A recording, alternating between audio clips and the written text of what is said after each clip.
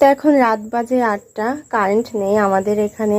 তো মনটা খাই খাই করতেছিল যে কি খাবো কি খাবো। তো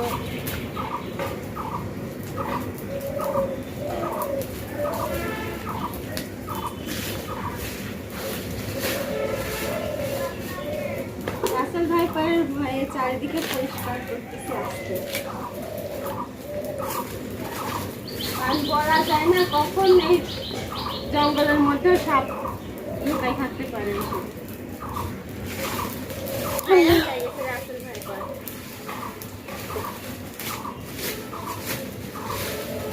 বাবা আগুনের সাপ।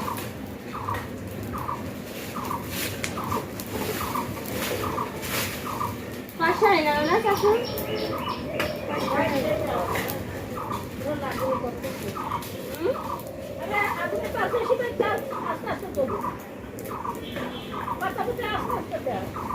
ঝাড়ু লাগবে না, ঝাড়ু দিয়ে সেই লাঠি দিয়ে আর হচ্ছে না।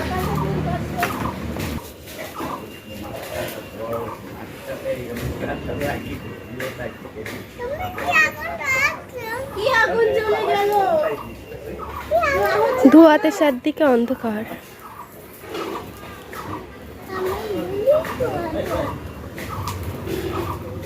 আসসালামু আলাইকুম, কেমন আছেন আপনারা সবাই? আশা করি যে যেখানে আছেন ভালো আছেন, সুস্থ আছেন।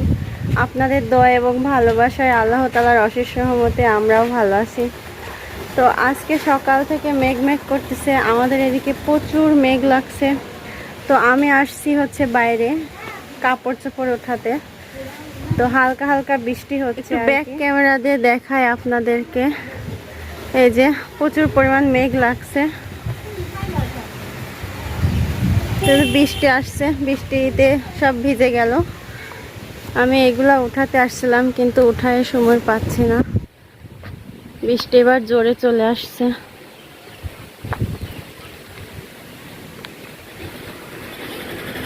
সকাল থেকে এমনটা হচ্ছে, কিন্তু এভাবে যে হঠাৎ করে বৃষ্টি চলে আসবে কে জানে।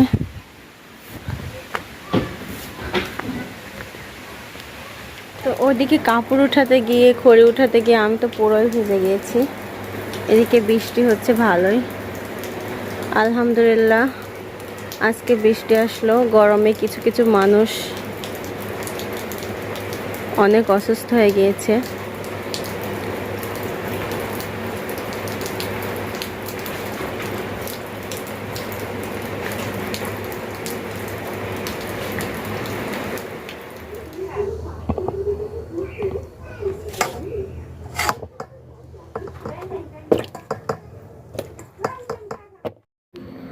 এদিকে বৃষ্টি আসার আগে আমার বাসার রান্না কমপ্লিট করে ফেলছি।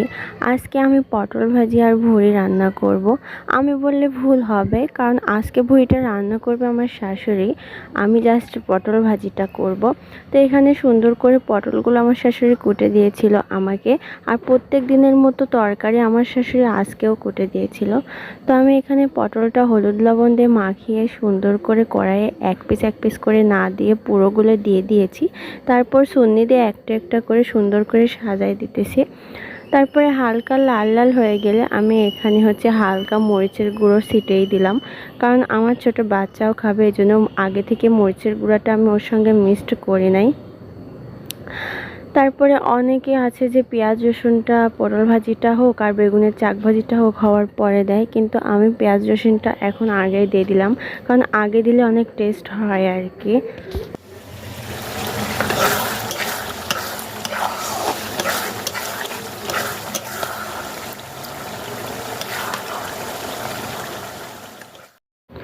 এদিকে ভুড়িটা রান্না করা হইতেছে, কারণ আজকের ভুড়িটা আমার শাশুড়ি রান্না করতেছে, আর আজকের ভুড়িটা হচ্ছে পাটায় মশলা বেটে রান্না করা হচ্ছে।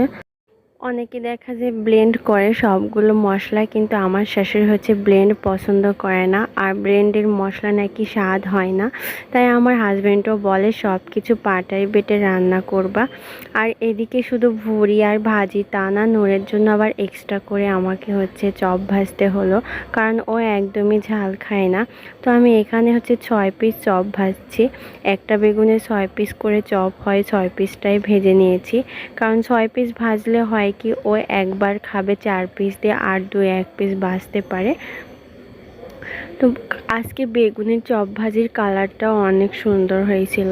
তারপর আমি এখন নিয়ে চলে যাইতেছি ওকে ভাত খাওয়ানোর জন্য, কারণ ও ঘুম থেকে উঠে বসে আছে, এখনো ভাত খায় নাই। তো এখন রাত বাজে 8টা, কারেন্ট নেই আমাদের এখানে।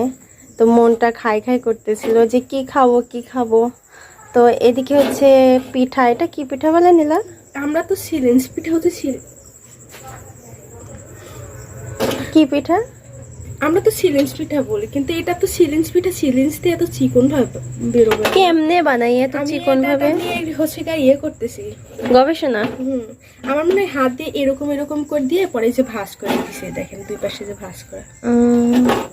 তো এটা এখন আমরা হচ্ছে ভাজবো খুব সুন্দর করে।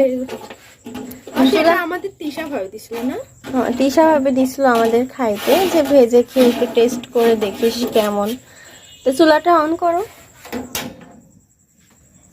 তেল আনিছো? তো এখন এই পিঠাটা ভাজা হবে।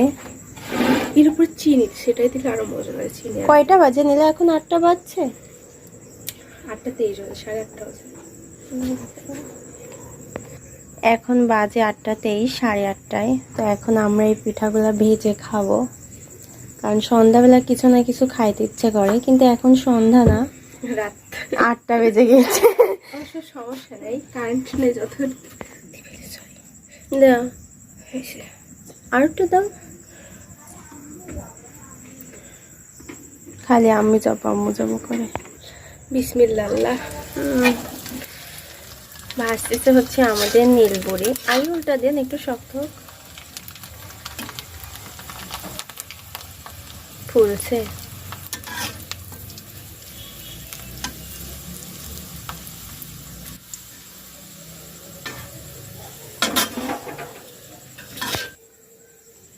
এটা বেশি ফুলেনি।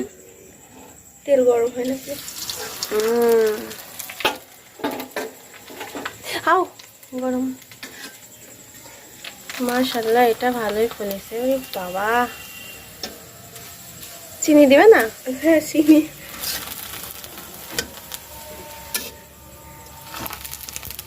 কি সুন্দর ভাবে ফুলতেছে। আমার ছোট যাও তুলছে আর আমি দিচ্ছি, এ দেখেন। আজান। তো আমি একটা টেস্ট করি। হ্যাঁ, অবশ্যই, কেন না।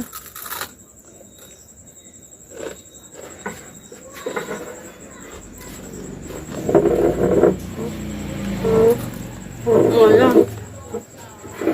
ক্রিম আপার মতন মজা। আর এই যে রাত অন্ধকার দেখেন খেলা করতেছে। একটু খাও, দেখো কি মজা। কিচ্ছু খাই না আমি। তো এই পর্যন্তই ছিল আজকের ভিডিওটি কেমন হয়েছে আপনারা সবাই কমেন্ট বক্সে জানাবেন অবশ্যই। আর আমার চ্যানেলটিকে যারা এখনো সাবস্ক্রাইব করেননি, ভালো লাগলে অবশ্যই সাবস্ক্রাইব করে দিবেন। আর ভিডিওটি দেখার আগে সর্বপ্রথম একটা লাইক দিয়ে দেখা শুরু করবেন। তো সবাই ভালো থাকবেন, সুস্থ থাকবেন। কালকে আবার নতুন একটা ব্লগ নিয়ে আপনাদের মাঝে আসার চেষ্টা করব। আল্লাহ হাফেজ।